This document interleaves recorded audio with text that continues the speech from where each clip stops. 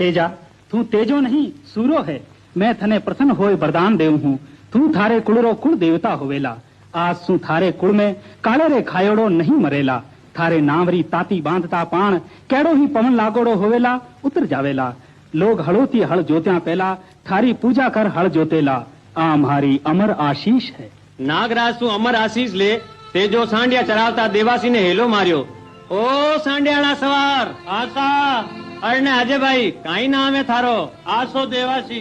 आसू अब की बेड़ा में काम आवे जी कोई घर को तू ही मारे घर को है बीरा मारो एक काम कर दे। हुक्म करो। मैं आज बासक राजा ने बचनारो बांधियोड़ो बम्बी आए पीढ़ियारो बैर चुकाऊ हूँ।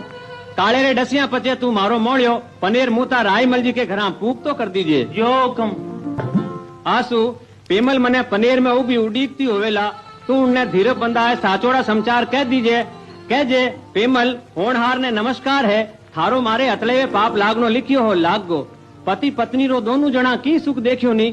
थारा मारा अत्ता ही सिर संस्कार हा विदा तारा लेख लिखियोड़ा टलिया नहीं। आज पूरा हो गया मारी कई सुनी माफ कर दे पेमल। तेजेरी बड़ाउन सुन लीले ने राय को कायर मोर जो कुड़लाउन लगा। तेजो नागराज ने कहन लागो नागराज लियो मने डस लियो।